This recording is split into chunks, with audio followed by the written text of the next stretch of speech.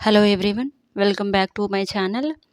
మనం ఎంత మంచి భోజనం చేసినా కానీ ముగింపు అనేది పెరుగుతో చేయకపోతే అసలు భోజనం చేసిన తృప్తే ఉండదు.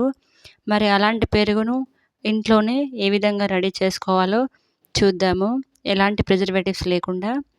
సో ముందుగా నేనైతే హాఫ్ లీటర్ పాలనైతే తీసుకున్నాను. తీసుకొని చక్కగా పొయ్యి మీద బాగా మరిగించుకోవాలి లో ఫ్లేమ్ పైన. గిన్నెలో పాలు పోయడానికి ముందు గిన్నెను ఒకసారి వాటర్తో రిన్స్ చేసేసి పాలు పోసుకుంటే పాలు అనేవి అడగంటకుండా బాగా మరుగుతాయి.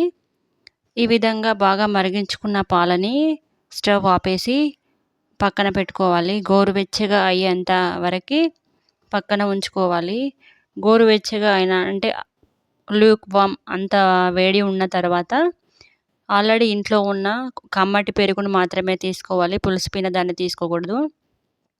కమ్మటి పెరుగుని ఒక 2 స్పూన్స్ వేసేసి కంప్లీట్గా బాగా మిక్స్ చేసుకోవాలి, అంతా కలిసిపోయేలాగా. ఈ విధంగా మిక్స్ చేసిన పాలని మూత పెట్టేసి పెట్టుకోవాలి. నేనైతే ఈవినింగ్ టైంలో చేస్తాను, సో మార్నింగ్ టైంకి పెరుగు అయితే అయిపోతుంది. ఈ విధంగానైతే పెరుగు అవుతుంది. ఈ విధంగా అయిన పెరుగుని మనం ఫ్రిడ్జ్లో పెట్టుకొని ఒక 2 అవర్స్ అలా సర్వ్ చేసుకుంటే ఇంకా టేస్ట్ చాలా బాగా ఉంటుంది. మామూలుగా పెరుగుని బయట కూడా స్టోర్ చేయాలంటే ఎయిర్ టైట్ కంటైనర్లో స్టోర్ చేసుకుంటే పులిసిపోకుండా ఉంటుంది.